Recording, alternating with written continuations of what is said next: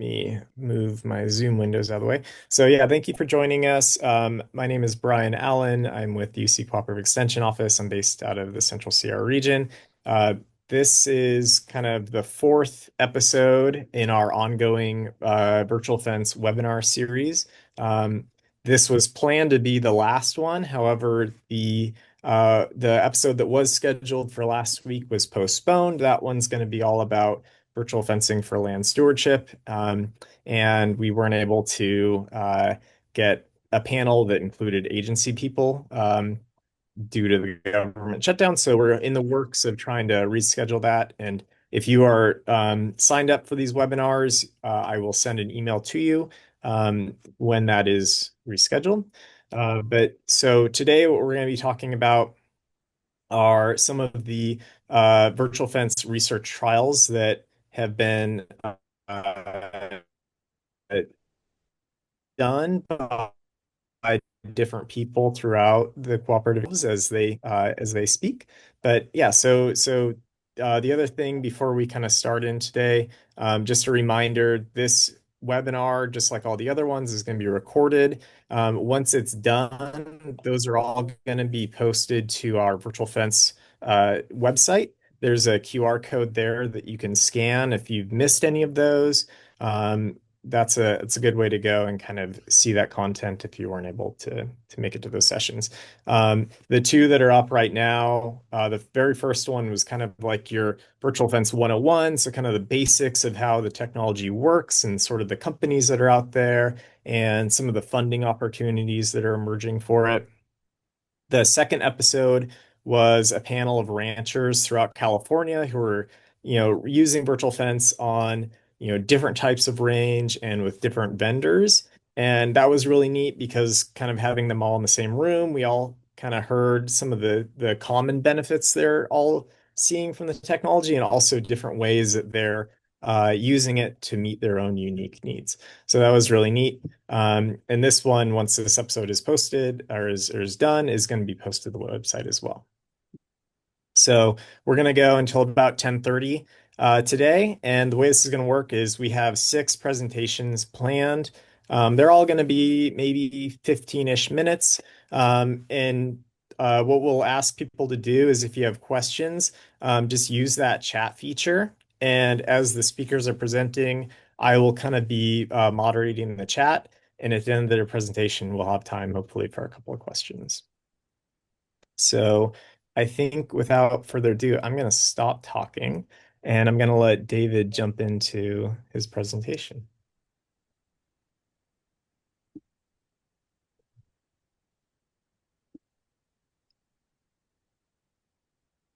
Thank you, Ryan.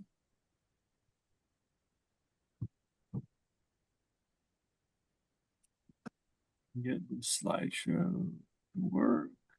Okay, that should be sharing okay? Yeah, that looks great. Okay. Yeah, thanks, Brian. Yeah, I'm David Lyle. I'm with UC Cooperative Extension in Lassen County. And very quick shout out to my co-authors, Janine Little and Lois Snell.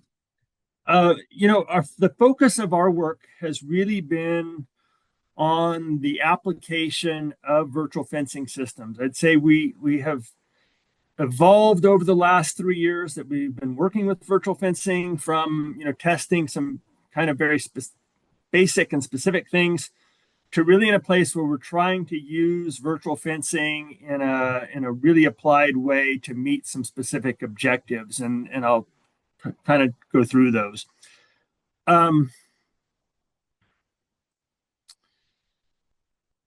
So our work is in Lassen and Modoc counties. We, again, are focused on public land grazing allotments. The scale at which is pretty big. That's just a function of our landscape. Certainly virtual fencing works on a variety of scales from this down to much smaller. But again, that's just the nature of our landscape. It's dry and pretty rugged and not real productive land. So we need a lot of it. We had 850 cows enrolled in the 2 projects this last year. And so really what I'm just wanting to say about that is it is at a commercial scale. It's not at a pilot sort of a scale that we were working. Shoot. Going fast here. Okay. I do want to say, so most of our virtual fencing applications have worked, but I do want to be really clear. There has been a couple of hiccups, and I want to be open and transparent about those. Uh, Rory O'Connor, a colleague from Oregon State and USDA Ag Research Service, I've stolen his term. Virtual fencing is not an iron gate. It isn't just a psychological barrier. We have had instances where we've tried to use it where cows really wanted to go somewhere. And an example, the first year that we ever used it, we were trying to hold cows back from going up the hill onto the allotment where they were used to going. It was a slow spring. They were already late. They really wanted to go, and we were trying to hold them on some sort of scabby land because we weren't quite ready with our base stations. And that worked for about 3 days, and then we lost them. And so you do want to set up the systems in a way that takes that into mind. We also had an issue this last year where our boundary downloads, and I think we were just trying to change too many things in an area where we didn't have very good coverage, but something got scrambled. That was fixable, but by the time we figured out that we had a problem, the batteries on probably 30-40% of our collars had drained so much that we were not able to make it work. And so we lost that application for that season because the cows were already turned out. In every other application, the system has worked great, but I don't want to say that there can't ever be some technical problems with these. And we've had a little bit of color die off over the course of the grazing season, but it's been small and has not affected our results. So some of the things that I'd like to talk about are from a really applied sense that have worked really well. Is one of them is this concept of a one-way, we call them one-way gates, but maybe one-way drift fence is better. And in this drawing, this would be a grazing unit. It's about an 8,000 acre unit. This is the private land where we're doing our training and turning cows out. And this is a county road that kind of skirts in between. And in the past, the cattle would get turned out. They would come down here and kind of hit either a fence or some sort of scrubby ground, and they would bounce back and congregate up here in the north end of this allotment. Well, virtual fencing barriers, you can set them up to where they're just one way. And so what we've done is we've set them up that the cows can go to the south, but they can't come back. And so as they drift south from being turned out, they accumulate, and we're turning these out in different groups. And it's just been a really effective, almost passive way of managing distribution, really natural, low stress kind of a way to manage distribution. And it's worked really, really well. And so just wanted to share that as an example of something that we've tested and I would say works good. Another thing that works good, and I'm sure others have got even better examples of this, but we did a fuel break last year. This is a big fuel break, 2.5 miles long by about 1/3 of a mile wide. There's water on both ends of this, and the area encapsulated by the red boundary there. The red is our virtual fencing boundaries. You can see we tripled it because we were really trying to hold cows in this spot and try to get pretty heavy use. Midsummer, so pretty dry, not real good forage quality at that time, but we were able to hold the cows in there pretty well. After 2 weeks, we had achieved our target of 50% grazing intensity. And you can sort of see we reduced the fuel height of the grass, and we also got some gaps in there with that fuel, so we don't have that continuous fine fuel load.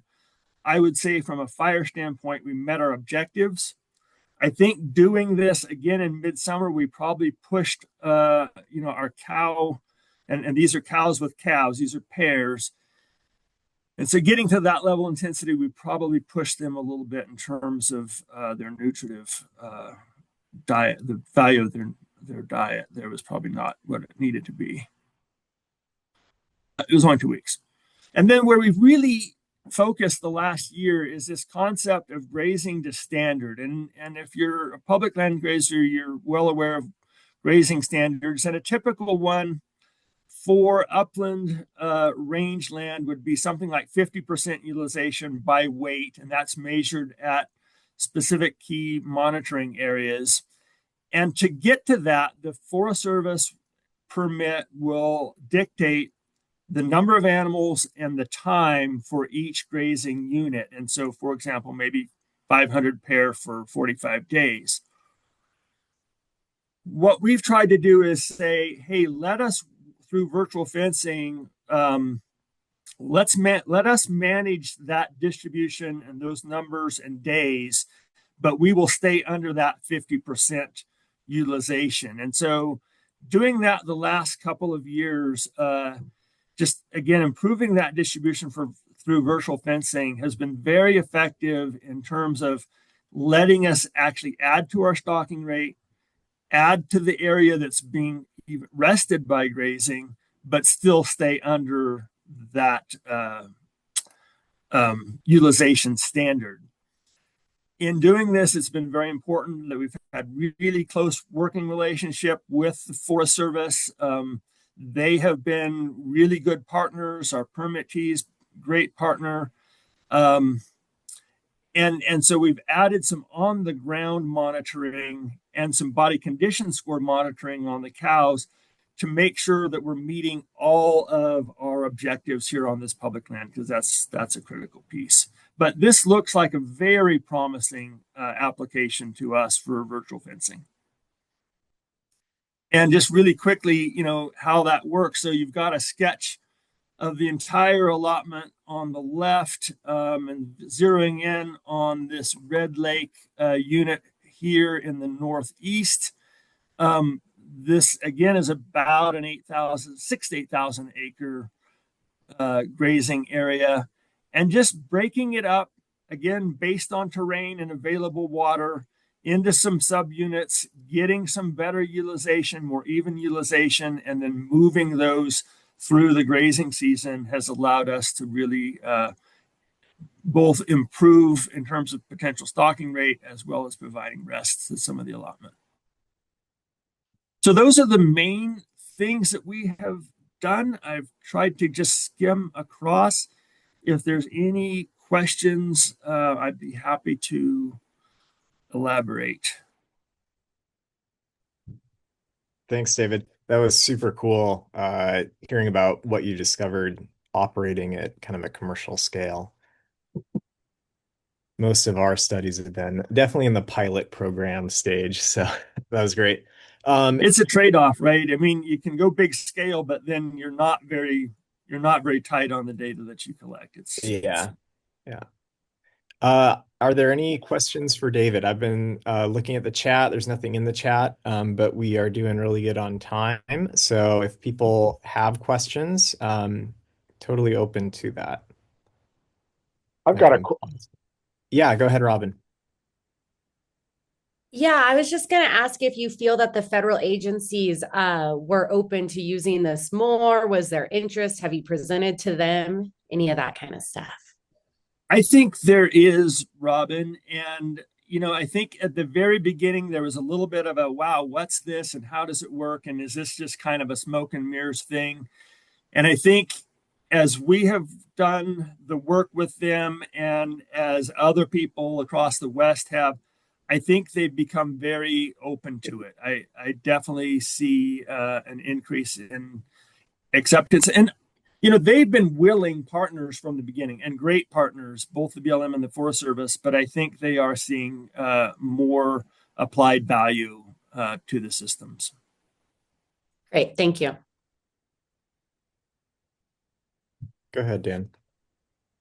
This is a really technical question, David, but how the heck do you capture body condition scores on rangeland and make sure you're seeing every cow? We're not seeing every cow. So what we're doing really good question, Dan. What we're doing is when we're out there monitoring and we're out there on a weekly basis, it's a big area, so it takes you time, and you're going on these really slow, bumpy roads. And so what we've done is we've said, okay, we're going to start with the first cows we see, and we're going to record body condition on every other cow until we get to at least 30. And if we can get more than 30, that's great, but we want to get at least 30. And we're saying that that's going to give us kind of a random sample of the entire herd. And so that's how we've been doing it. We have a question in the chat from Hope Wenzel, and she asks, or well, first she says, thank you for your presentation. And then she asks, how many permittees were on the allotment? And how has your experience been with multi-user allotments? So both of these we're just working with one permittee on two different allotments in two different areas. In one case, the allotment is shared with two other permittees, but we're sort of, and this is not just necessarily for us, but kind of through history of the way the allotment's used, there's kind of different areas within the allotment that different people have used. And so we are trying to stay kind of pure to our groups that are collared and not have too much intermingling of other cattle within the systems we're trying to test. Okay. Nathaniel, go ahead. You can unmute yourself. Yes. Hi, David. Thank you for your presentation.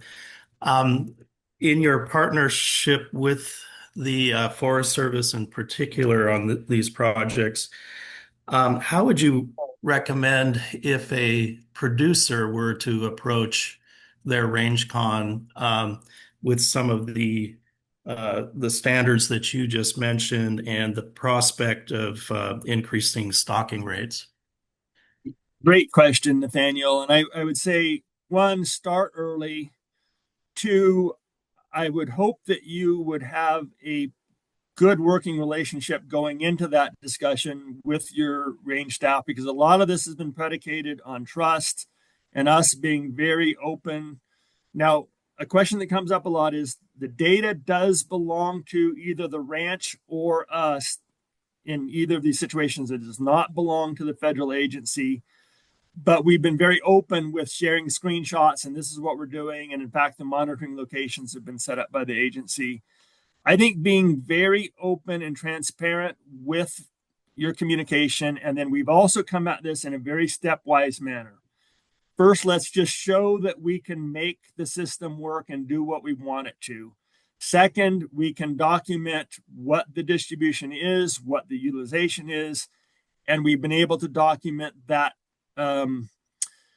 that extra capacity that's out there that we haven't tapped into. And that has allowed us to sort of in a stepwise fashion build this relationship. And it's really going to be between the Forest Service and the permittee, but I think next year we're going to see another substantial step forward in that regard. One more follow-up question, if I may. Given the staffing challenges that the agencies have, I've seen a decrease in available staff to conduct forage monitoring. And how do you see that impacting that relationship between permittee and the agency on this topic as well? Yeah, another really good one, Nathaniel. We have brought a lot of the extra monitoring capacity through grants and funding that we have had interns and people on the ground, and our time as cooperative extension just out on the ground. I mean, I can't tell you how many times I've actually done the monitoring myself. So I do think that it's important to look for capacity to do some of this extra work, whether that be through partnerships or grants, because you're 100% right. The agency doesn't usually have the capacity, even in a really good partnership, which we have, to do all of this themselves. They've been great helpers, but we've had to bring some of that extra work and that extra labor to the table. Awesome. Thank you. I think we're doing good on time. There's one other question, David, if you want to briefly touch on, and that was asked from Alan. And they said, do you have collars on calves? And if so, how do you manage collars on growing cattle? Yeah, we do not. We only have collars on cows. In one of the projects, we have collared some bulls, which is really interesting, and have not had time to really look at that data. But we do not collar calves, and I don't think the company recommends that because, again, yes, those cattle are growing. You want the collars fairly snug, as you can see in the cow in the picture, so it doesn't dangle and get hung up on stuff. And if you've got an animal that's growing over the course of the grazing season, that's going to be problematic. So we are only collaring adult animals. Great. Thank you. Those are all really great questions. Really awesome discussion so far. And thank you, David. So now we are going to pivot to Dan Macon. And Dan's actually going to present on two fairly different topics around virtual fence. See if I can make the technology work here. Yeah, looks good on my end. All right, are you seeing it in presentation mode? I'm just seeing you your slides, so it looks great. I guess, are you seeing the whole slides or just in presentation? No, we're looking at the right view. You're all set. Yeah. Full slides. Okay, great. Thank you. Well, good morning, everybody. I'm in a similar position to David. I'm the Livestock and Natural Resources Advisor with Cooperative Extension here in the Central Sierra region. So I cover from kind of Tahoe down to Yosemite. And I'm going to talk about two case studies that we've done. One very much a small scale just case study, and then a second case study that's in more of a commercial setting with cattle. So talk first about using no fence virtual fence technology with sheep and goats, and talk a little bit about the training process and about predator protection. That's always an issue with sheep and goats, as you might imagine. And then talk a little bit about the economics of using this technology in a small ruminant system. And then the second case study, we worked with Halter in a remote, large-scale, extensive cattle system on the national forest. And I'll talk a little bit about connectivity and pasture creation issues that we saw, and then talk about some implications for cattle management. Just in terms of an overview with Halter, and these are collars that are only for cattle. We did have base stations that were connected to the cellular network. With the no fence system, this is a direct to cellular system where the collars are connected directly with the cell network.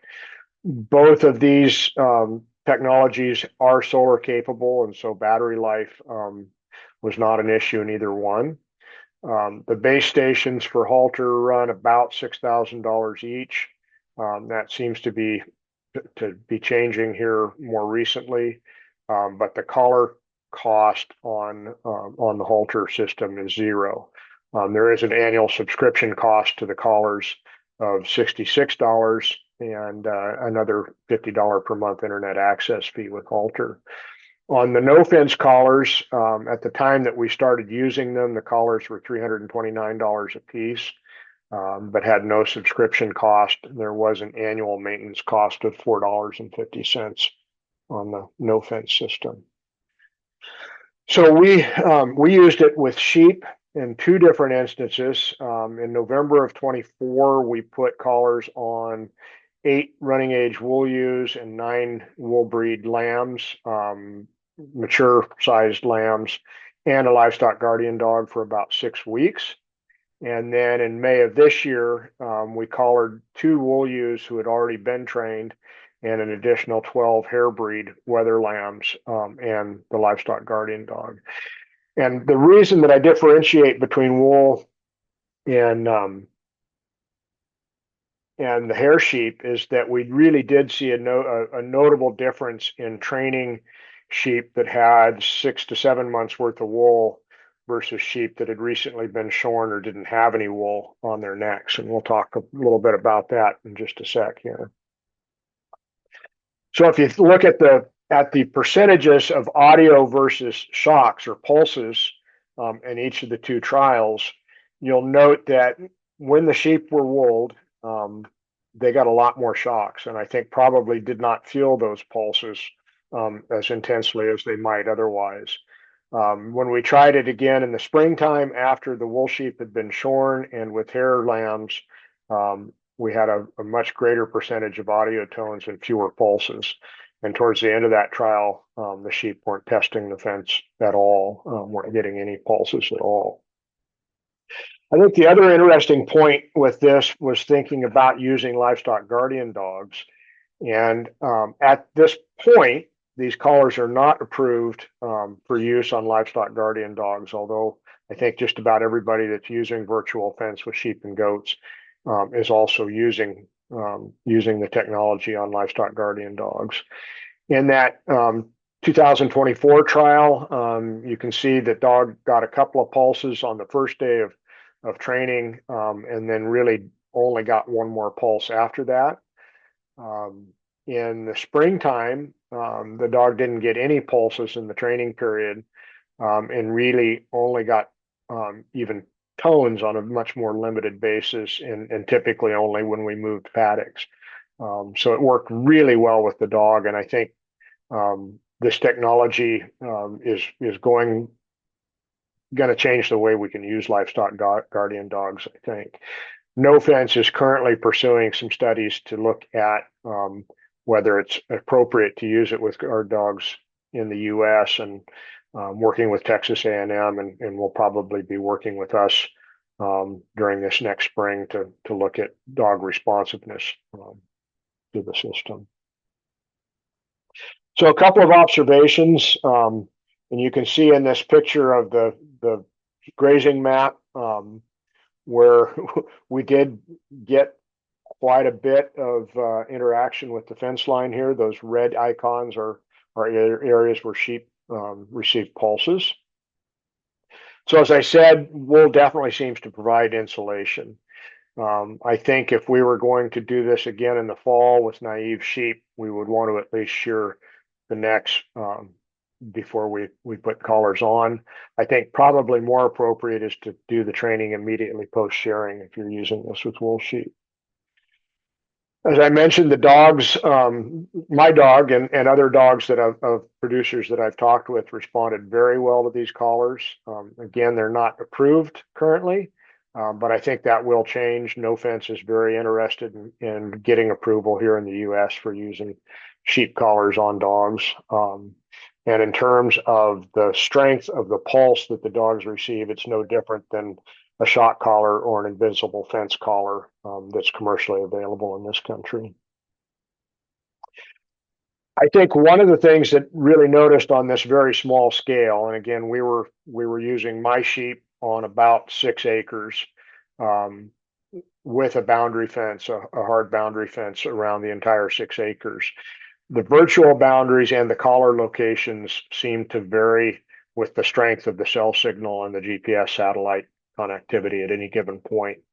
There were several points where I got indications that sheep were outside of the hard fence when I knew they couldn't be, and there were times when we thought we had stock water set up well within the boundary of a virtual paddock, and we could tell that the dog and the sheep were receiving tones trying to approach the water trough.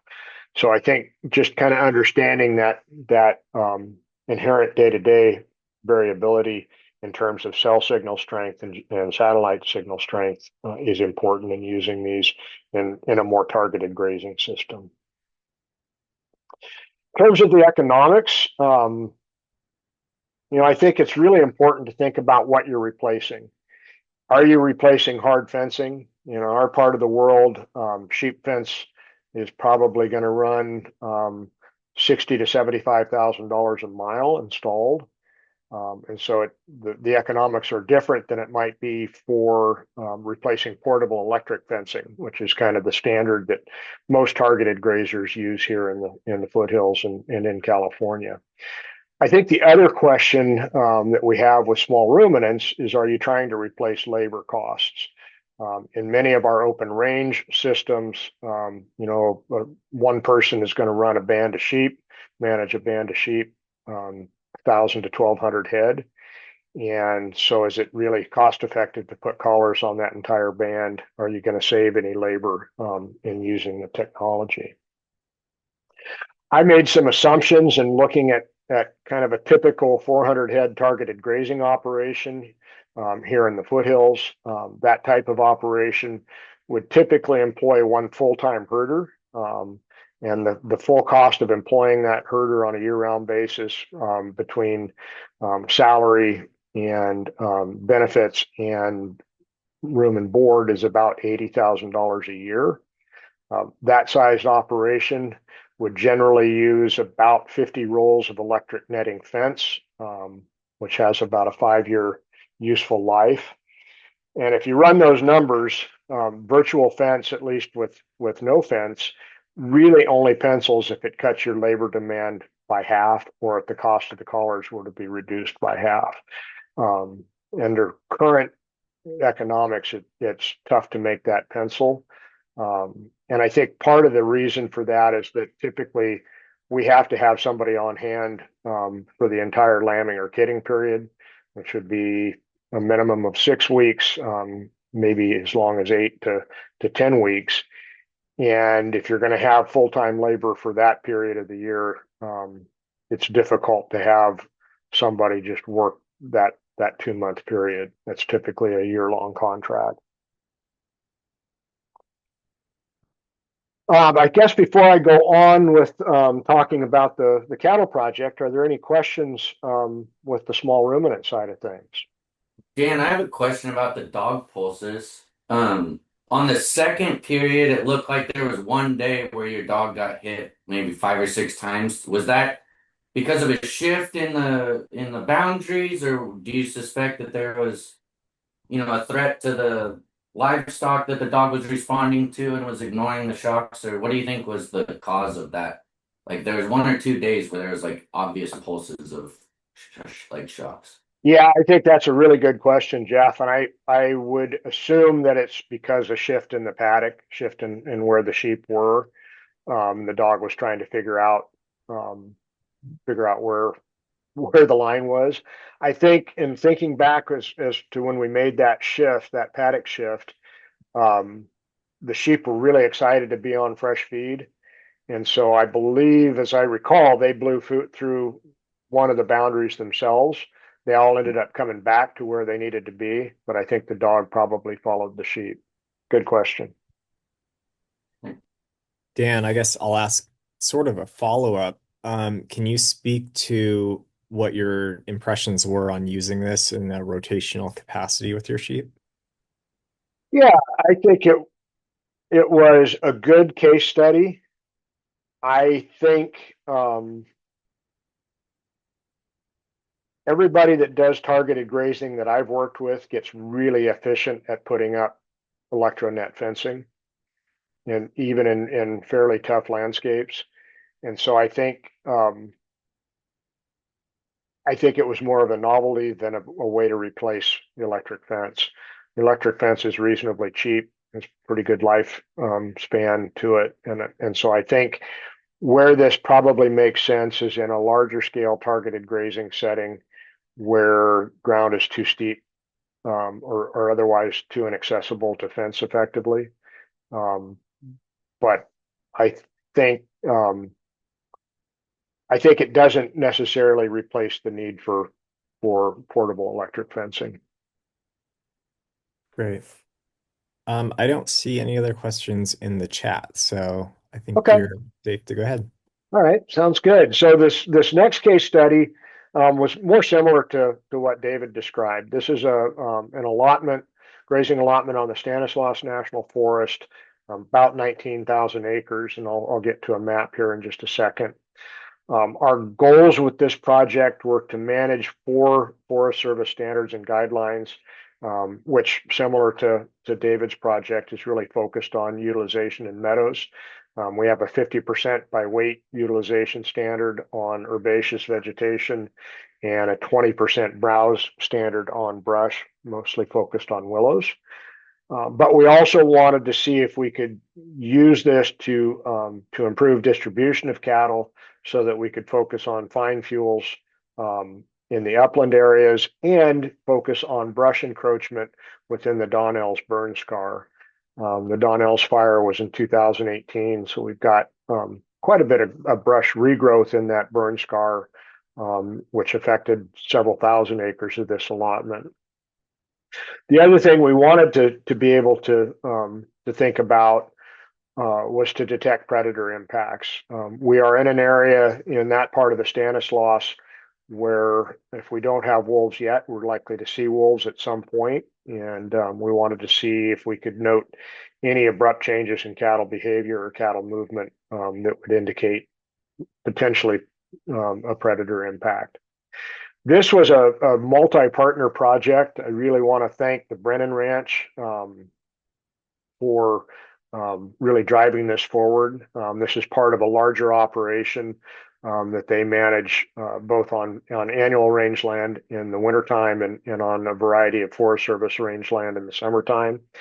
The Stanislaus National Forest was also a partner in this, along with the County of Tuolumne. And I know Sean Hembry's on the webinar today, but the Stanislaus and Tuolumne County partnered on funding the base stations for this project. So the Brennans covered the cost of leasing the collars, and the county and the forest funded the base stations.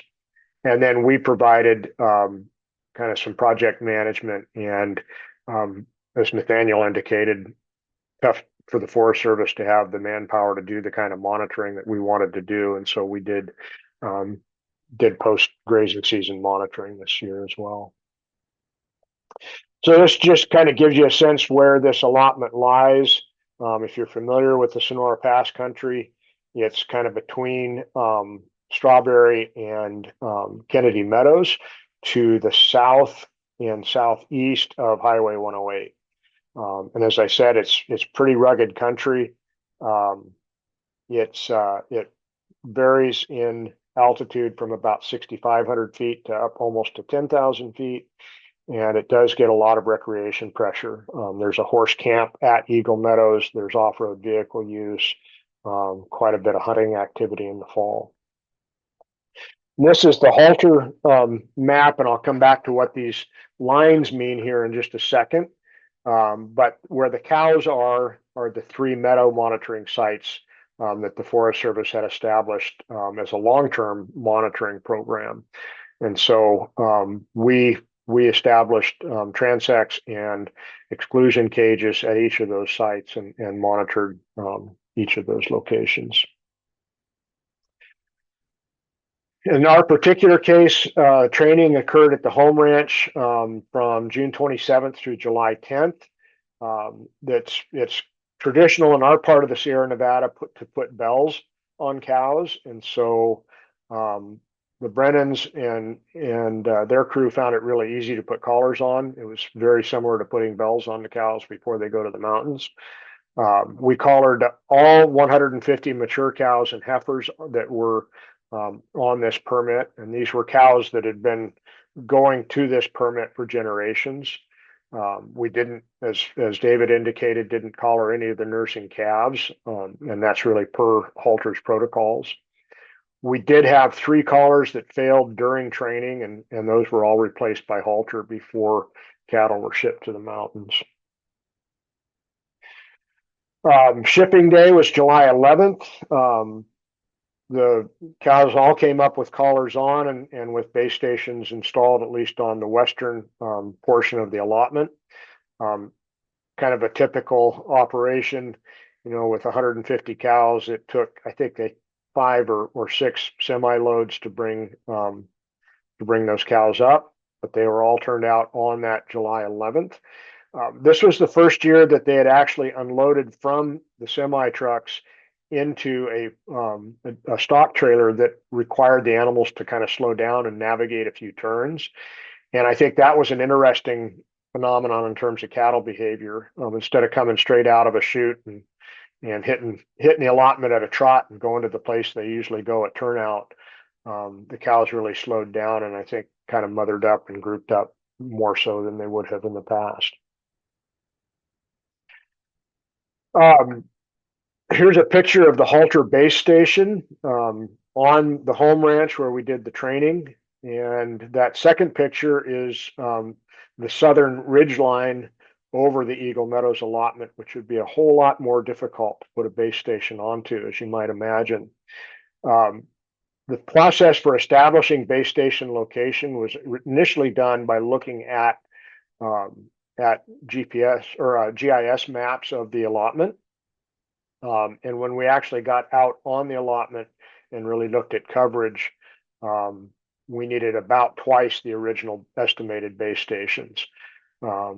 Their initial quote was for 8, which the county and the forest purchased, and then Halter provided additional base stations to provide more complete coverage.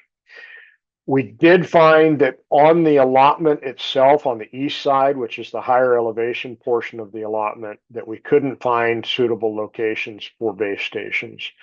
And as a result, because we didn't have coverage on that eastern quarter of the allotment, the permittees, the Brennans, didn't graze any of the east side meadows at all this year, which was a significant cost in terms of forage availability.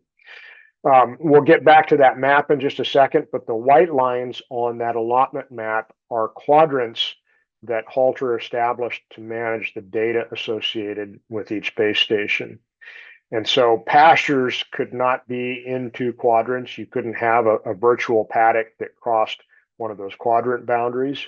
And we found that created some bottlenecks in terms of where we could create pastures and ultimately created some utilization challenges that we'll need to address this year.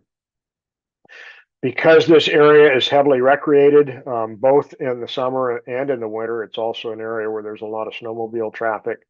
The permittees did remove all the base stations at the end of the grazing season, and so we'll have to reinstall those again for next year. And then I think one of the things that we're working through with Halter is just on the ground knowledge of accessibility, of where the quadrants are, those types of things is really important in these types of complex landscapes that we need to be really thinking about where we draw those lines on the map and also on the ground. So again, here's the allotment. The boundary is in yellow. These quadrants, which are associated with base stations, are in white.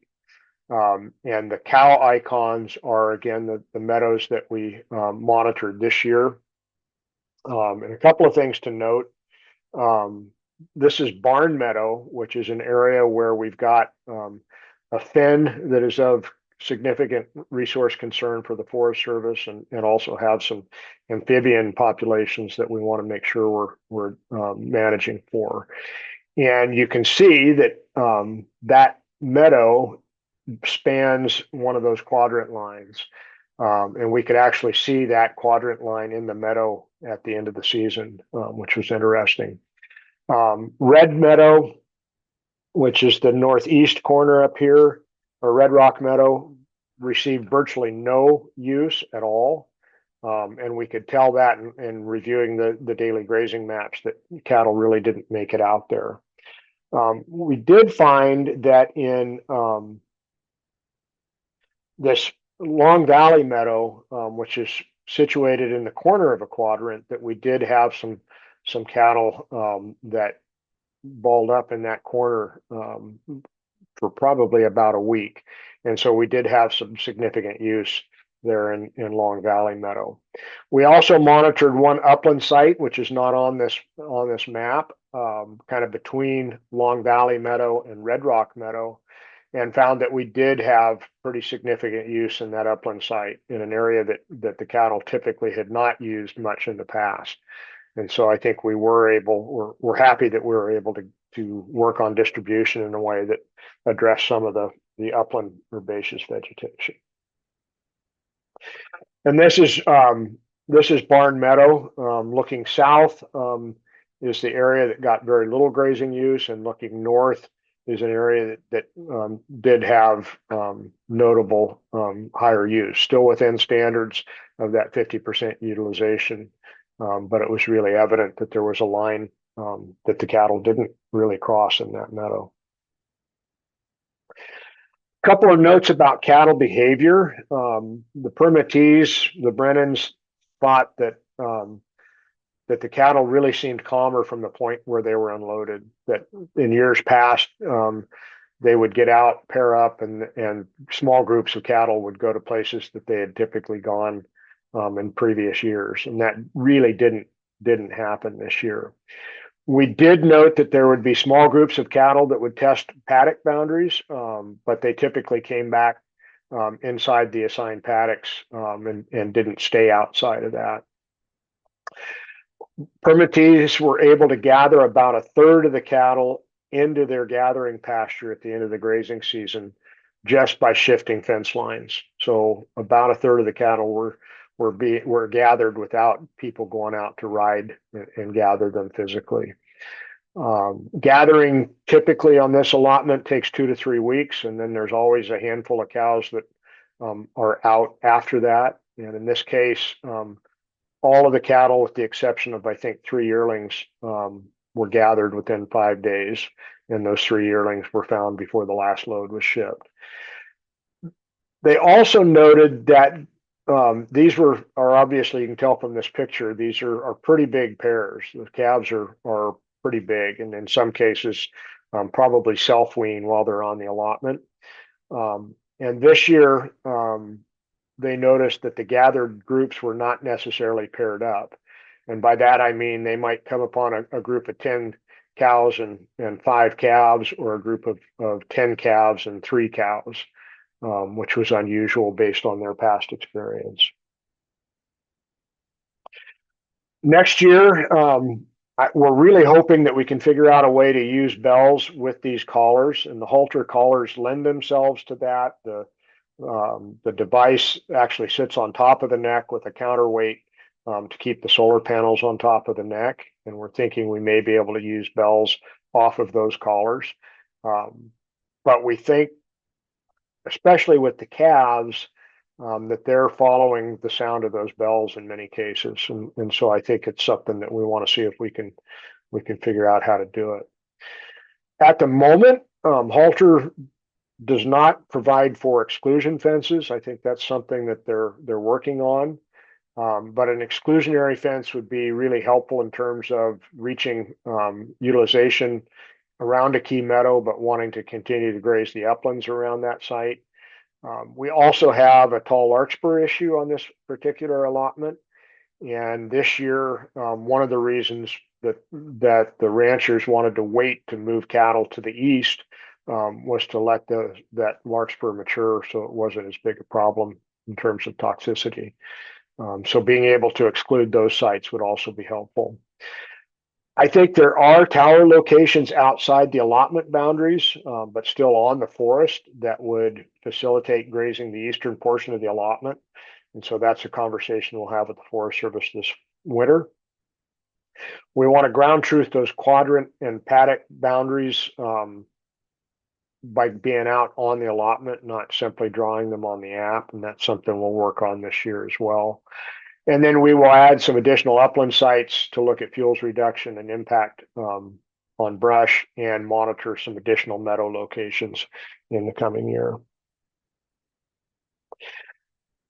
In terms of the economics in this system, this particular allotment has never had much in the way of interior fencing. In the center portion of the allotment, there are private land holdings, which create some complexity. And so this system was considerably less costly than the equivalent amount of actual fencing. Significantly reduced labor during grazing season and during gathering. The joke is that Fewer weeks of gathering means fewer cases of beer bought for the crew. And there certainly is some truth to that. May allow cattle to be used for targeting fuel load in uplands, and so we'll test that more completely next year. And then I think one of the things that that David mentioned that we're interested in looking at in subsequent years is, can we increase permitted numbers? This particular allotment was typically stocked with 300 pairs. It's half of that now. And I think if we can demonstrate that the technology allows us to manage those key sites effectively, that there may be opportunities to utilize more of the forage on that allotment. I think, as David said, we're past the point of figuring out if the technology works. It does contain livestock. I like that iron gate analogy. But also I know from working with sheep in a variety of settings, there's no fence, physical or otherwise, that'll contain hungry sheep. And I think we had similar results with the virtual fence. Where it's replacing permanent infrastructure, it seems to be very cost effective. And it does seem to reduce labor costs in these extensive cattle systems. Knowing where to look for cattle when you go out to gather is huge, and I think that's a big piece of it. I think also that in particular settings where dogs might be appropriate, it can be effective at containing guard dogs. I don't think dogs are a solution for every predator issue, and certainly not in every system. But this does seem to be an option for containing dogs if that's one of the objectives. And then I think, at least at the moment, at current price points, it's not cost effective where it's replacing portable fencing systems or people on the ground. Not at least at the current pricing. And with that, I will stop sharing my screen, and I'm happy to answer any questions. Thank you so much, Dan. I think any of these times that we're hearing about virtual fence in these larger allotments is super interesting. So there's always multiple management objectives that you're trying to achieve, and I think that's really interesting. I think with in interest of time, I think we're gonna have to move ahead. Actually, Scott, I'm wondering if you would want to go next. I think I can cut my talk down a little bit, and I can put mine at the end. Okay, sure. What time? Tell me what time you want me to. Do you want me to try to get it done by what? 10? Yeah, like 10. Yeah, that'd be perfect. Okay. All right. Good morning, everyone. Thanks for logging on. It's been a great discussion. It's also a great opportunity just to share some of the work that we've been doing here in this region on virtual fencing. As you've kind of heard so far, a lot of really interesting projects, research projects, both observational but also on the ground applied research, examining the usefulness of this technology. And I'm here today to share some of those projects that we've been doing. My name is Scott Oneto. I'm also a UC farm advisor in the Central Sierra region, basically in the same geographical location as both Dan and Brian. And today I am going to talk about some work that we have been doing on, let me just make sure I've got, there we go, on virtual fencing using basically to target two invasive species, both Medusahead and barb goatgrass, on California rangelands. And so just as sort of a refresher, if you're not familiar, these two annual grasses are both considered invasive. They're non-desirable. They have a tendency to be thatch builders, so they basically are very slow to decompose, and so over time they have a tendency to sort of build up very large levels of thatch, which decrease the amount of desirable vegetation that can grow through it, and basically almost give themselves a competitive advantage for growing in that thick thatch. And so we decided to try to look at a couple of different projects where we were using virtual fence to see if we could actually minimize and reduce these populations. As just a reminder, these both are annual grasses, and so their ability to basically to continue is dependent on annual seed production. Medusahead has pretty small seeds, and so a lot of research has shown that even if you can prevent seed production for 1 or 2 years, you can make huge advances in shifting the vegetation. Barb goatgrass seeds are a little bit more tricky, but basically they can persist in the soil for about up to 5 years, and so need to do several years of preventing seed production to make a large impact on barbed goatgrass. But in terms of control strategies, there's been a lot of different control strategies that have been developed for both of these annual grasses. We know that burning works. We know that we can use herbicides. A lot of work has gone into looking at grazing and mowing. And this paper down here at the bottom, I know I see Philip Brownsey on the call today. He was a part of a group that did this really great paper looking at the timing of both grazing and mowing treatments. And they developed this table here on the right that just kind of shows the phenological stages of both Medusahead and barb goatgrass. And really sort of the story is that if we graze either one of these plants early on in the season, so early spring or even in the winter months, it's not effective for controlling these plants. If we graze too late, phenologically, after these plants have already got into late flowering, again, they're undesirable, low palatability. The long-ons can cause mechanical injury, and often it has already developed seeds. And so again, grazing too late is also not beneficial. But grazing during this sort of late season, but before actual flowering or early in flowering development, has shown to be a pretty effective way to preventing these plants from actually reaching seed set. And so that's really sort of the what we wanted to accomplish was, can we use virtual fencing to target high intensity, short duration grazing when these plants are still soft and a little bit palatable and before seed set. And so we started this first trial, the one I'm going to share with you. This was on Medusahead. This was in 2024, so basically a year ago. And we found this plot. It basically is an area that hadn't been grazed for about 15 years. Medusahead had really filled in the area, really thick thatched layer. And so we ended up using 25 steers and heifers.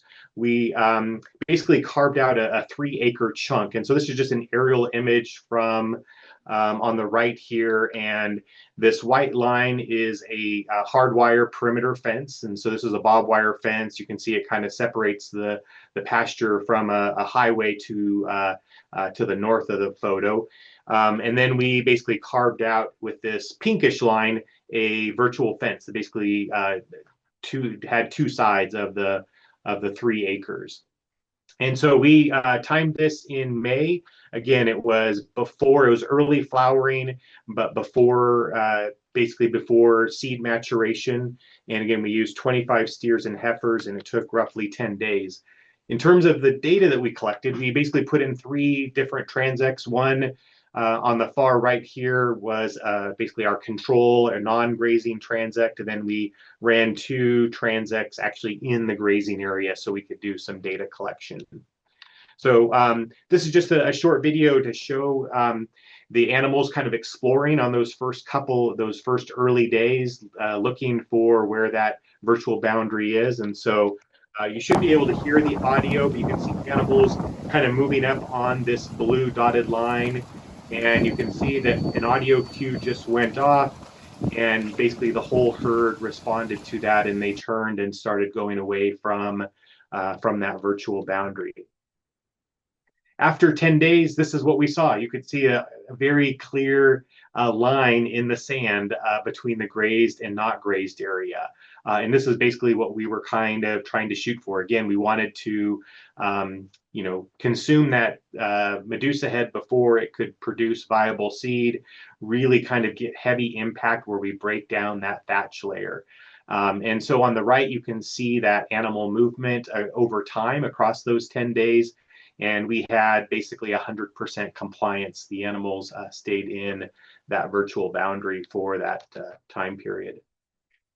If you look at the percentage of pulses versus audio across those 10 days, and we see this sort of time and time again when we look at this sort of data set, but early on in day one, you can see that we have more pulse cues, right? So the animals are basically looking for those boundaries. They're exploring the area. Again, they're just being potentially put into an area that they either haven't been before or an area where there is a new virtual boundary.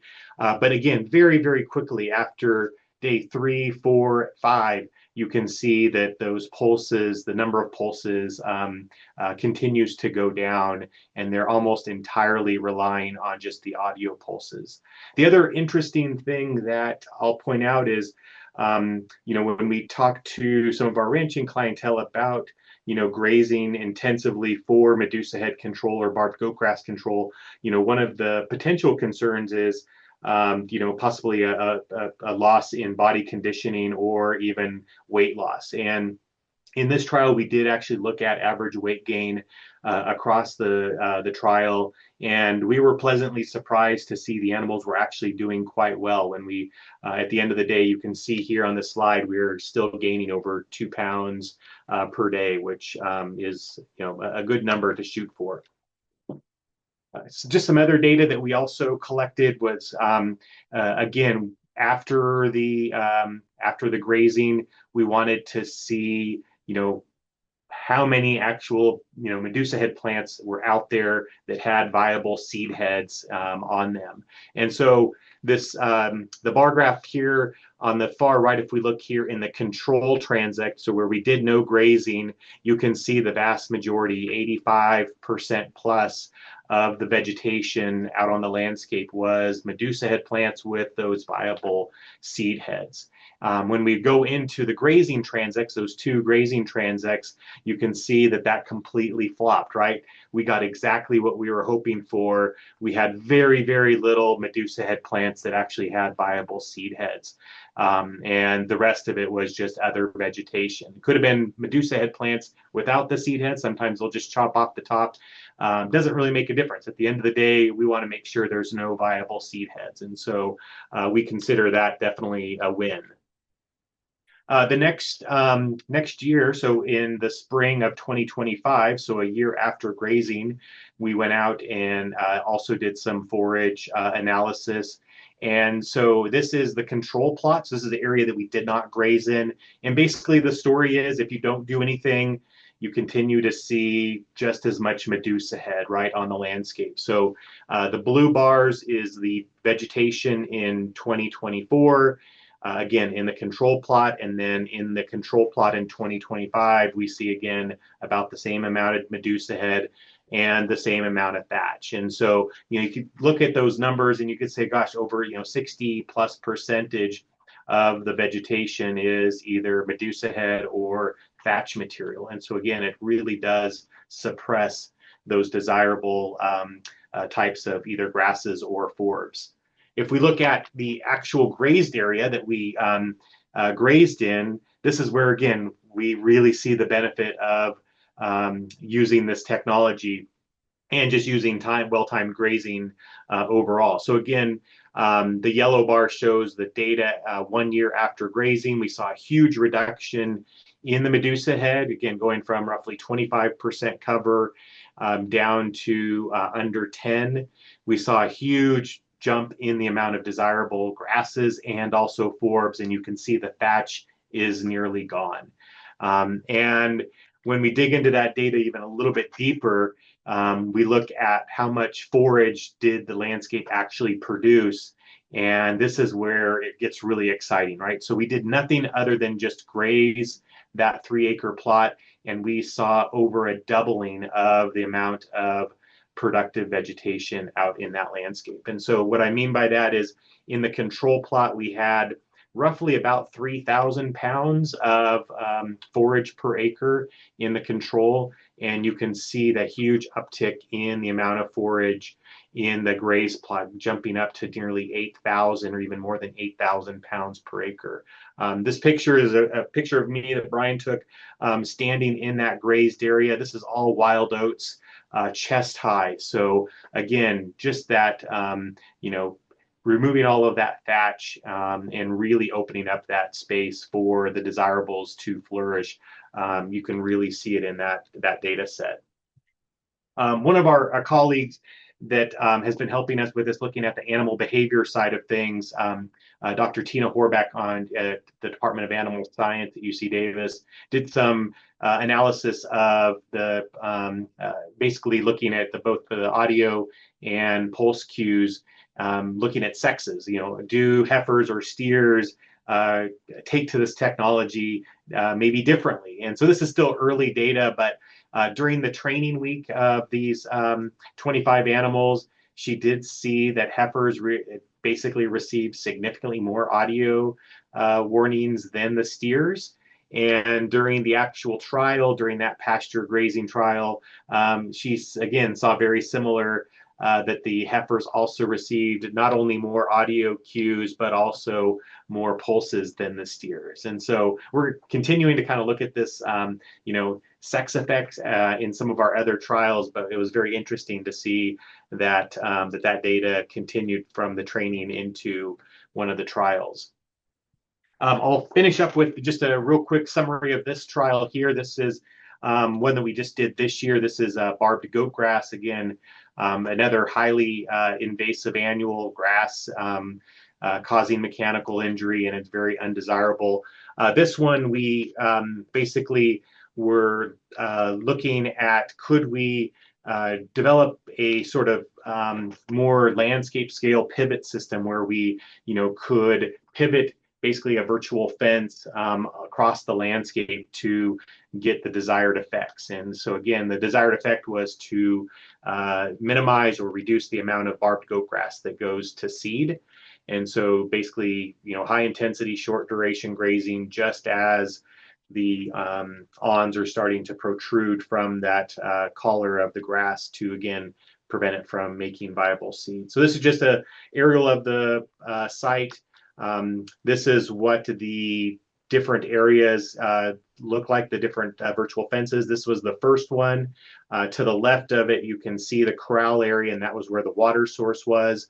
And then the idea is we could just pivot this around that water source for the second grazing trial. And so we did take data collection on this as well, similar to the last trial that I just mentioned. We did some grazing, some transects both outside and inside those plots. And if we just go to some of the data really quickly, this was before we did the grazing, just to kind of show what the vegetation across the landscape looked like. You can see we had a fair amount of barbed goatgrass, around 20%, a little bit of Medusahead, and then a mix of desirable grasses and broadleafs, and then again that thatch shows up across the landscape. This is just a quick video showing an animal. You got the Black Angus kind of going past the audio cue and then getting that electrical pulse, and then very quickly that animal starts to calm down. But just showing how those two different animals responded to that technology, both the pulse and the auditory cue. I'll just go through these very, very quickly. Just again, we had really great containment in that first grazing. We had nearly 100% containment. The second grazing, we also had nearly 100% containment. Some of the animals on this one did go back and kind of wander outside of the virtual boundary. Again, they were kind of going to some favorite shade trees that they had. Also an area where we had put a supplement tub. So they were going to check those places out, but then very quickly returned to the rest of the herd. We saw a similar story, again, 2 pounds per day gain. Again, that same sort of trend between the number of audio and pulse cues, again, very quickly, depending mostly on audio cues over time. When it came down to basically the results, again, we knocked vegetation down by over half, which was what we wanted to do. We wanted to prevent those plants from flowering and setting viable seeds. And when we actually counted viable seed heads on the landscape, we did that exactly. So in a roughly square foot area, we went from about 16 seed heads in the control down to 1 or 2 seed heads. So we'll be really excited to see this next year what vegetation comes back. Similar kind of trends to the takeaways as we've been hearing so far. Again, virtual fencing did a really good job containing the herds in both of these trials. And again, just kind of re-emphasizing that this idea of high intensity, short duration grazing can be very, very effective for controlling both Medusahead and barbed goatgrass during that early flowering time frame. And then I guess I'll just end it with this slide and just think we've got a great team of folks that are helping with this project. Our ranchers, both Mount Echo and Del Ordo Ranch, those are, I can't say enough about how wonderful they've been to work with, allow us to use their animals. And just a shout out to the USDA, the GLCI, which is the Grazing Lands Conservation Initiative that funded this project. Awesome. Great job, Scott. I think why don't we move straight over to Jeff? And if we have time at the end, we can kind of round up any other questions that we got in the chat. All right. How's that look, Brian? Perfect. All right. Howdy, folks. My name is Jeff Stackhouse. Like everyone else on this call, I'm a livestock and natural resources advisor working for the University of California Cooperative Extension. But I'm on the North Coast. We have a few early adopters of virtual fence up here, and luckily I get to call those people my friends and clientele. One of which is Lauren Sizemore, who is just wonderful to work with, and we have done 2 little case studies, like not real data heavy, but we did a trial in 2024 where the goal was to create basically a fire break along a county road to reduce the risk of wildfire, starts especially along the roads, which we see a lot in California in the form of, bare mineral soil along highways and created either by dozers or tractors with discs. So we were trying to find ways basically to have less soil disturbance, and we wanted linear fire breaks created by cattle. The second trial, we had 2 different goals. They're a little contradictory of each other. One problem, like ecosystem issue that we have on the North Coast, is woody encroachment of conifers moving into oak woodlands. So specifically Douglas fir uses kind of the drip line of the oak tree as a nursery crop and then grows up and overtops these old growth oaks within 30 years or so, and they die. So that's a concern for people that want oaks on the landscape. And then the other thing, so we were trying to use goats to kill conifers. And then the other thing we were curious about is if we could use goats to encourage the growth of conifers. So we were both trying to kill conifers with goats and protect conifers with goats. So I don't have a lot of data, but I do have a lot of pictures. We just haven't gotten to the data analysis. So at the end, you'll see a very brief slideshow.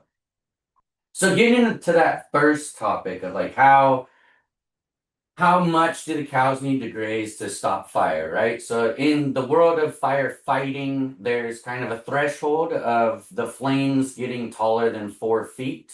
If the flames are taller than 4 feet, typically we pull firefighters off of the flaming front and we replace them with equipment.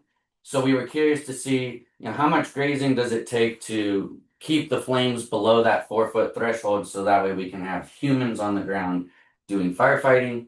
The other thing we were curious about is, well, how much do they really have to eat before the fire just stops completely? So the slide, the graph on the left here is basically answering that 4-foot question. This is a trial that we had across the state of California. It was actually led by Matthew Shapiro, and we had, I think we had 7 or 8 different sites that we burned. We weed whacked to different levels, collected the vegetation that, was harvested, if you will, by the weed eater, removed that. So we had different stages of forage residual dry matter that we burned. And we found that basically around 2,500 pounds per acre is a threshold where if you get below that, you're not going to see flames higher than 4 feet. And then to see how much it takes to actually stop the fire, we found that somewhere around 400 pounds per acre, if you can get the cows to graze it to that level, it will stop the fire. Basically the fire can't persist and crawl through anything less than 400 pounds per acre. And then lastly, there's like this window of around 1,250 pounds per acre of the fire might stop or might continue. It's kind of a wash. So we were curious, what can we ask the cattle to do in this virtual fence setting? What are they willing to do before they either break out of the fence or before we start to see body condition scores slipping or some other animal welfare issue that we didn't want to have occur. So these slides here, you can see that we have a control group like Scott talked about. So we have a control that's outside of this virtual fence within the same hard fence, but outside the virtual fence. And then we had 2 transects within the virtual fence. And you can see that, we went from 2,500 pounds per acre down to, 500 pounds per acre or thereabouts. So these plots were assessed in June for us, which is about the same time Scott was talking about his Medusahead projects. And these areas also had a little Medusahead that we were curious if we could knock back as well, but that's a different set of slides. But as you can see, we got below that $1,250 or 1,250 pound threshold, but we never really made it to that 385 pound threshold. And then similarly, in the adjacent pasture, we had similar numbers, but this pasture was a little more productive at 3,000-ish pounds per acre, all the way up to 5,000 pounds per acre. So you saw kind of the same proportion of harvest that the cattle were willing to do, but a little less or more residual dry matter as we walked away. So this is just kind of some pictures of what it looks like. And as Dan mentioned a little bit, like the technology and the day and the different collar on the animals, like sometimes those lines are pretty sharp and sometimes they are not, but they're never quite as sharp as a hard fence. But this is what it looked like kind of pre and post grazing on the slide on the right. Obviously the fence, there was no grazing on the left and virtual fence grazing on the right. So what's the take home in these different transects? So again, if you get to that 385 pounds, it'll stop a fire, which was the goal. The 1,250 pounds sometimes stops fire. So can we make it to that 1,250 pound, from 400 to 1,250 pounds is kind of our target. And as you can see, every one of these plots that was grazed is probably going to, allow for this 2,500 pound threshold where we can have firefighters on the landscape. Some of them met this 1,250 pound threshold where the fire could stop depending on weather conditions, but none of them really met that bare ground, I would call it, the 385 threshold where fire will not persist no matter what. So it was interesting, an interesting trial to see what we could ask of those animals. And essentially, they are reducing enough forage in most cases to significantly reduce fire behavior, if not stop it altogether. So that's pretty cool. The second trial I'll talk about even more briefly is this virtual fence trial looking at goats where we were trying to kill conifers. These are the goats that we used with the collars. These are halter collars in this picture. But we put them in very brushy systems. So areas that definitely could not be fenced with electric fencing like Dan was talking about. And these are just, I'm going to burn through these very quickly, but these are before and after pictures. The before pictures are on the left, the after pictures are on the right. And you can see, like, this is one of the oak woodlands where we're trying to kill conifers and to save oaks. And as you can see, the goats didn't do a whole lot of damage to the conifers. They cleaned up a lot of the other vegetation, and they did, do some nibbling, I guess, of those conifers, but they did not do enough damage to kill them. This was a red fir or a redwood tree site where we wanted the goats to not eat the fir trees or the redwood trees, but to eat all the other vegetation that's competing with those trees. So this is a forested site planted for future harvest of conifers. And you can see that the goats did a pretty good job again of staying away from those conifers and eating the broadleafs as we would expect. So there was definitely some conifers that got topped, which is probably, I mean, it's definitely not desirable. But the interesting thing is that, once those conifers, like the conifers even that weren't, I guess I don't have the data in front of me, but the conifers basically that were like belly button height didn't get browsed, even though the goats could still reach them. But anything that was like knee height or less was youthful enough to where the goats did some pretty significant damage. So those trees definitely need to be well established before you try to graze them because the goats will eat any of those young seedlings. But I found it pretty interesting to just observe kind of the difference in goat behavior with these different species. So that's really all I have. So I'll kick it back to you, Brian, just for the sake of time or whatever you desire. Sure, that was great. Thank you. Actually, your talk, I think, leads really well into mine. And I think what I'll do is I can just kind of give a broad level overview of my trial. And I think we'll end up being really good on time. And then at the end of mine, we'll come back and we'll open up to questions for a few minutes. So, my trial that I'm gonna talk about is also a field break trial. So I think there are quite a few things that have already been said. Um, Oops. Let me actually. Okay. So this was a trial that we did in the Central Sierra region. This was participating with another local rancher. It was actually my family. We had a fire that started along the Highway 49 bypass, and it had gone up into a pasture and came very close to some houses. And so, in response to that, the rancher started putting in these electric fence fuel breaks, and he kind of built this into his normal operation. This is something that he would do in the last few weeks before he took his calves down to the market every year.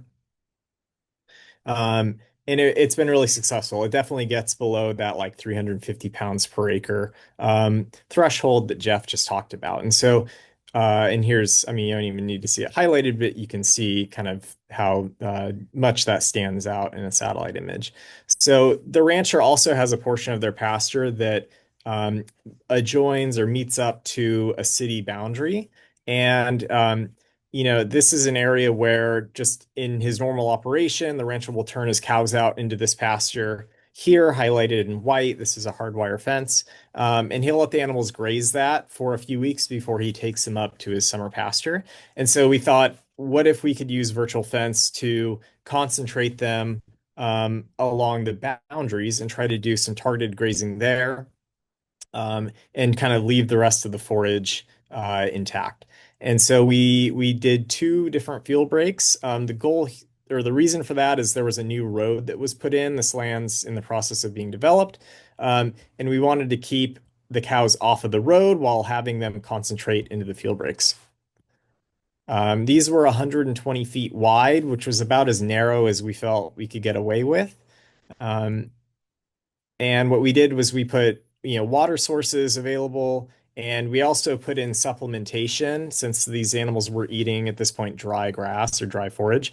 We put these as far away from the water as we could access by road in order to try to encourage animals to graze more uniformly. And I'm going to be also talking about pounds per acre in terms of measuring this. And so that was just by using these wire frames to clip grass dry it, and then weigh it. We did that before the trial and then also after it.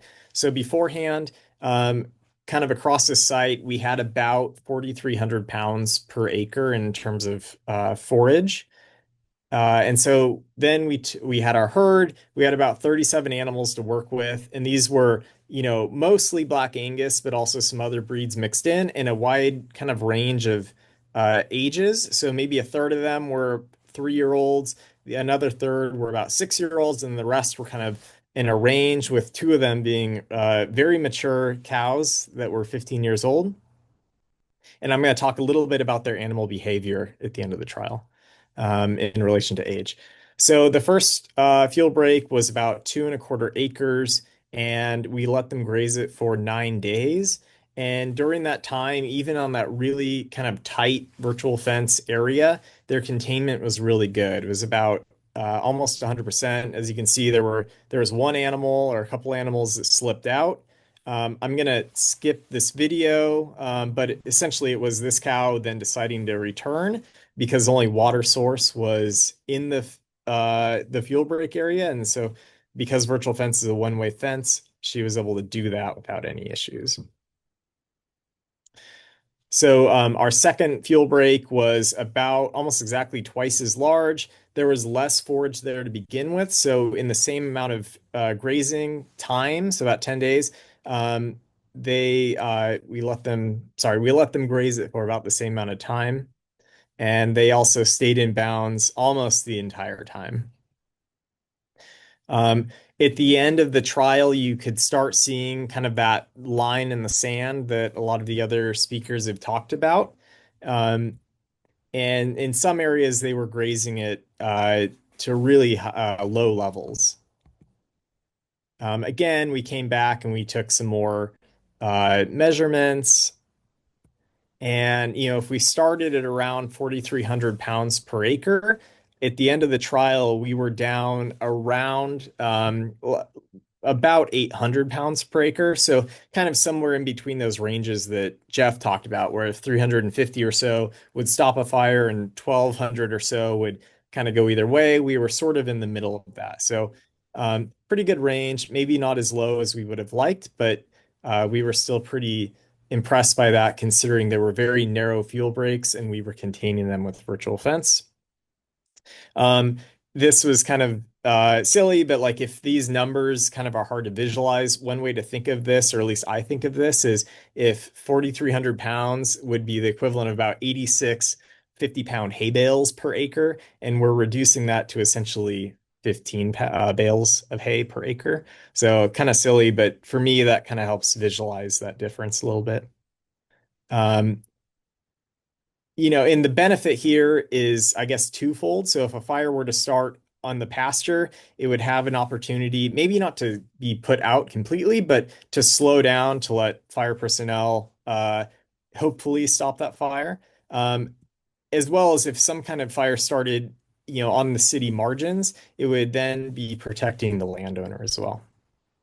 And this could be a city boundary or a roadway or something like that, any type of like wildland urban interface. In terms of animal behavior, again, same kind of pattern that we saw with the other trials where, during the training period, they're maybe getting pulse or shock cues maybe 30% of the time, but as time goes on and they get used to the system, they're really mostly relying on audio cues, even with these really narrow margins. This is just showing the number of cues they were getting. Here is percentage of cues per day. Here is number of cues per day. The first fuel break was much smaller, so you would expect they're receiving more cues. But even here, where it's about 600, which is a big number, if you do them, that's about 1 cue every 2 hours per animal. So really not that many cues altogether. Or in my opinion, at least not as many as you would expect for such a small fuel break. This is some data that was provided by Tina Horvath, who's looking at the animal behavior. The big takeaway, just with the amount of time we have left, is that she was essentially seeing, is there any difference in learning behavior associated with animal age? And at least in this trial, where we had 37 animals, there was really no significant difference between the number of audio and pulse cues that were received, regardless of the animal's age, from the training period all the way through the second fuel break. So very high level takeaways, even with very narrow fuel break margins, we had really good containment in the virtual fence. And our forage was reduced by about 80% over the course of roughly a month of grazing. We thought that supplement was kind of essential for this since they are eating dry forage at this point. And that the fuel breaks can have kind of this dual benefit to protect the landowner or whoever's on the other side of it. And this one, we were really happy because it worked with the rancher's existing workflow. We would have liked it to extend a few extra days, but the cows had to get up to the mountains for their summer range. But we were able to kind of work into his natural process.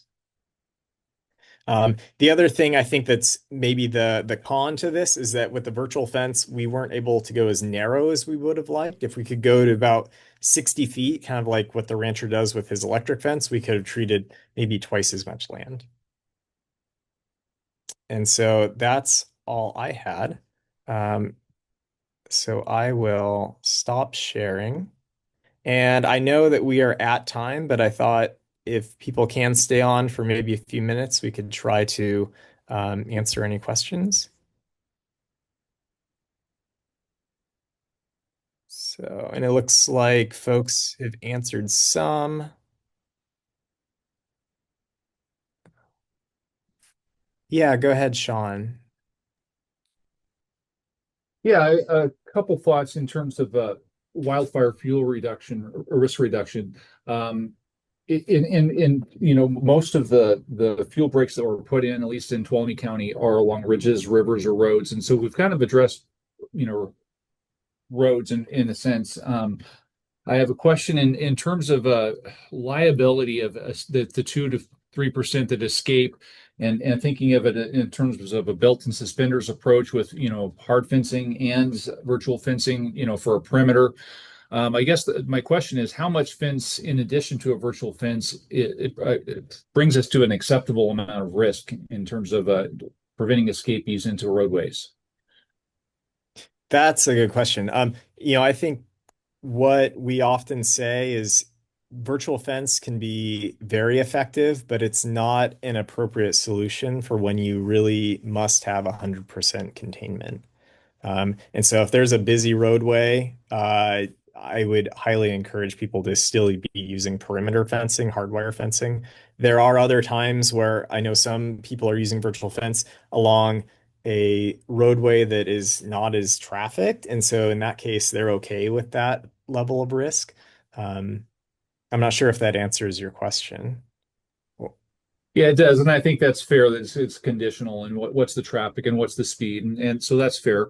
My one other question in relation to that is, thinking about this in terms of riparian areas in grazing in the dry season where there may be some pushback, particularly if there's public funding involved, and we're looking at having to do sequence for this.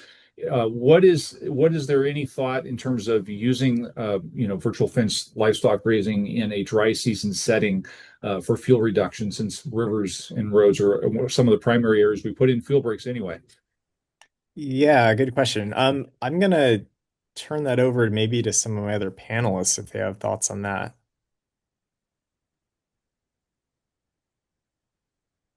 I'll maybe start by chiming in. I think it kind of depends on the system, Sean. I think in higher elevation systems where we have some specific standards relative to riparian areas, my sense is as long as there's water accessibility elsewhere, that the fencing is pretty effective.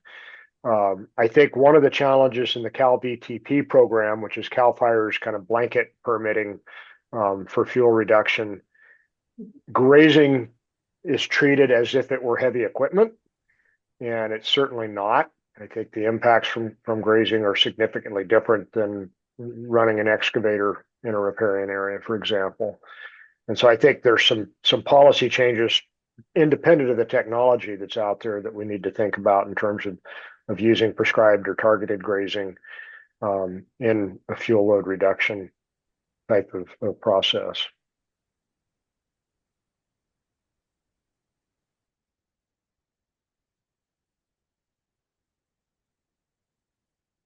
Thanks, Dan. Sean, did you have any other questions? No, that makes sense, and I think we're looking at doing some things to address that. But we just wanted to hear if there was consensus or other experience. So thank you for your feedback. Thank you. The only other thing that I want to point out, I guess, is to get below that, the 1,250 pound threshold is not too hard to reach, but to get below that 1,000 pounds, like in that 800 to anything below really 1,000 pounds of residual dry matter in most systems is really coming at a high cost in terms of the rate of gain for the livestock owners.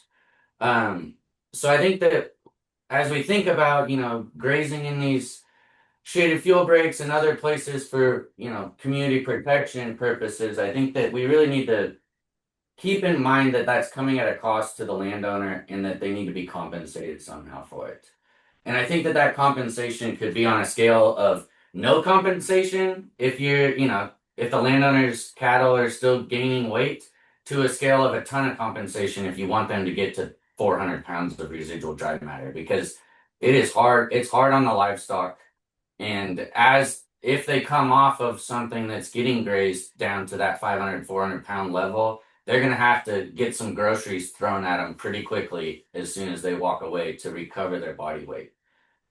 So that's just another piece. Like, as we're thinking higher level policy people, we need to keep the pocketbook in mind as we talk about policy at the state level. That's my other contribution, Brian. Yeah, thank you. Sorry, I was trying to answer some questions in the chat, and I'll just read this one out loud. This is from Lynn Overtree. Does anyone know what grant programs will fund virtual fence for nonprofit land management? I just wanted to do some plugs. So NRCS EQIP funding started in 2025 supporting virtual fence in California. So that program is active. I also got confirmation recently that the CDFA Healthy Soils program, they don't support virtual fence specifically, but if you can meet their prescribed grazing plans, you can use those funds to purchase virtual fence. And the other that I know of is through the state water boards. I think it's the 319 grants. Those can be used to purchase virtual fence if you can show that you could prevent livestock from doing any sort of like non-point source contamination. So I hope those are helpful. I'm happy to reach out over email to send you some more information on that. I think one last question, if people have time, and then we'll probably wrap it up. So this is, oh no, I think that actually covers everything. So thanks everybody. I hope that we were able to answer any questions that were out there. Thanks to all the presenters. You guys did really good. I'm really glad that we kind of got to circle the wagons. There's a lot of times where I'm not sure what other people are working on throughout the state, so it's cool to kind of come together and hear your work. And I hope this was useful for other people kind of to know sort of what types of applications that the UC has been looking at for virtual fence for either now or maybe things that could be implemented into larger projects in the future. So with that, I will end the webinar. Thank you.